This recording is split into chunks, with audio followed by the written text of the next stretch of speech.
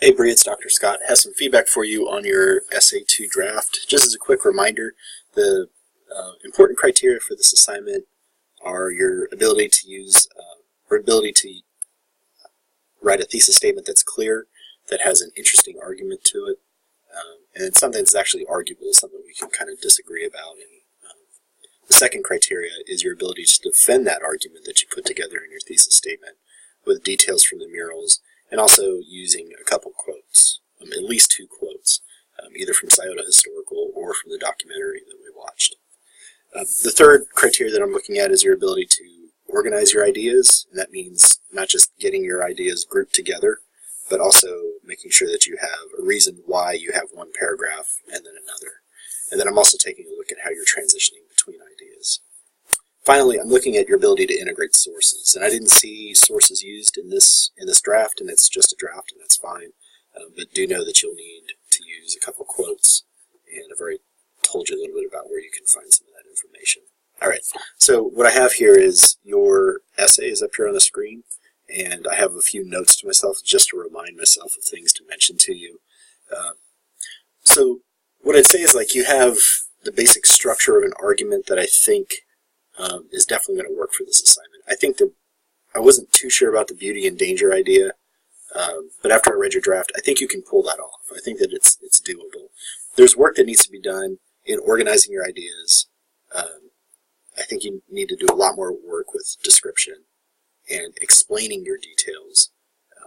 And then also you need those two sources. But I think you have a structure here that you can work with.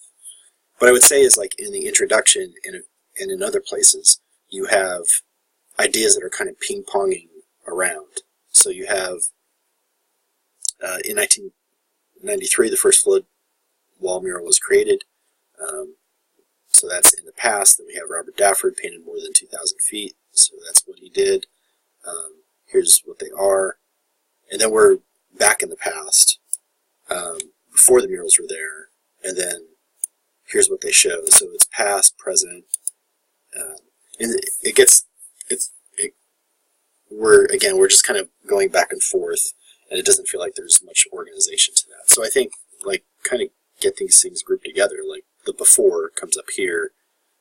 Here's what the murals are doing, and then here's my thesis statement. So some transitioning, but I think also just kind of getting ideas organized a little bit more effectively can help there in the introduction. The they here, the note that I have about that is, like, you mean the setting, right? Like, the settings of these two murals is what my attention was drawn to first, and the setting does a good job of showing just how beautiful and dangerous the river can be. I just want to clarify that that's what you mean there. I'm pretty sure that that's what you meant. After that, my feedback here and in the other paragraphs, and I think every body paragraph that you have, you need more description.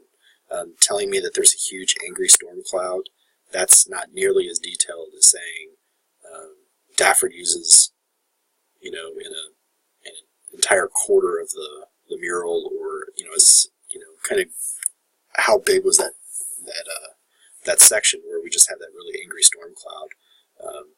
It's almost pitch black. It's really dark. It goes from the top of the mural to roughly the middle of the mural, and it just kind of, no pun intended, but clouds, the way people look at that specific mural, that storm cloud, is really kind of overwhelming. But you have to get in there and kind of describe that, and that's not happening here. It's not happening in other places. Another recommendation I have, and this gets back to organization, is, like, you're going back and forth between beauty and danger, and I think you might be better served if you had, like, you described what was beautiful about that mural and then what was dangerous about it. And then when you come down here to Main Street, or I'm sorry, the 1937 flood mural, what was beautiful about it, what represented danger. And I think it's fair to say that, like, one mural might do that better than the other. Like, I think you've got to, for me, like, just like my looking at the murals, like, I think that 1937 flood mural, it's beautiful. Like, there's some, like, that center image of that rowboat, like, for me, that's just kind of haunting, and it's also kind of beautiful. But again, I think it's okay to say that one doesn't make this a bit better than the other. Right now in your draft, you're kind of there didn't seem to be kind of a rationale for how you were organizing ideas within the paragraph. You do make a decent attempt to explain why this paragraph is going to start first, and that's awesome. But you also need that kind of organization and that thinking throughout the paragraph. So so you talk about the figure 1 first, that's fine. Begin with beauty or danger and kind of maybe stick to that pattern. Some more description is, I'm mentioning that in a few places. Here's another place where it really seemed like you're telling me something that you could be describing in a bit more detail. The word things, it's a pet peeve of mine, but particularly in an essay in which I'm asking you to describe and use description to support an argument that you have, you need to get in there and use more precise words. And there's always a better alternative than the word things. An issue that I think is relevant to most of your body paragraphs is kind of connecting ideas back to the overall purpose of the paper, which is that beauty and danger idea. You do a better job in the first body paragraph, but here, places like here, Alexandria trying to make an escape before the flood comes, but making sure no one is left behind, waiting for everyone to get out of the river to leave town. And then we're talking about figure 2. And there's no discussion about how that figure 1 is doing both beauty and danger. And you're off to the races talking about figure 2. I think maybe the pattern for your body paragraphs is figure 1, beauty, danger, connection to the overall thesis statement that, that's what Dafford's trying to capture about the river, is that it is able to hold both ideas at the same time. And then you're talking about figure 2 and talking about the different ways that it's trying to get across that beauty and danger idea. So that connection to the paper's overall point is needed, particularly in this body paragraph.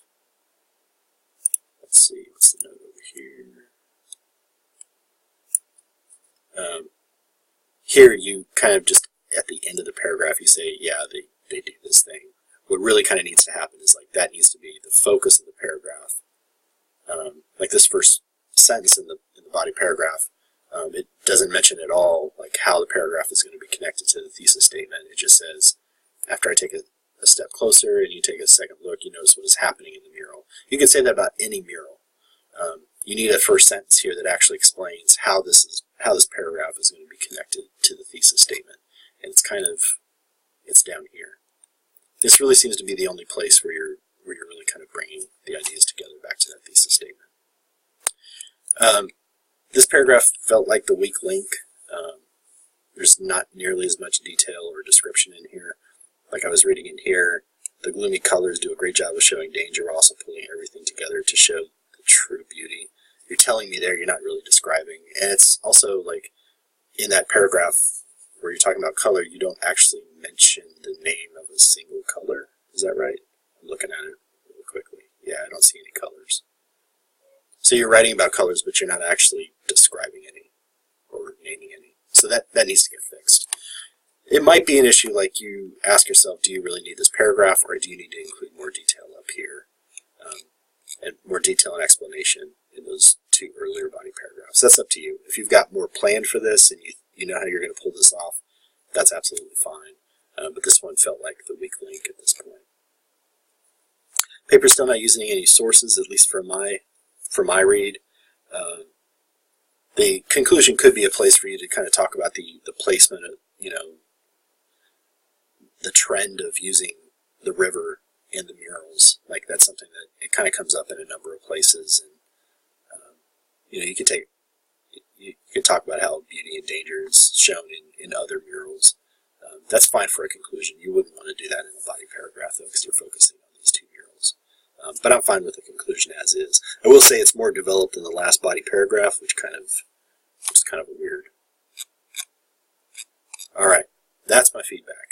If you got questions, let me know. Happy to talk to you about it. The revision is going to be due next Friday, so that's November the 9th. There'll be a little bit of time in class to work on this. But again, if you got questions, let me know. All right, Bree, that's it. I'll talk to you soon.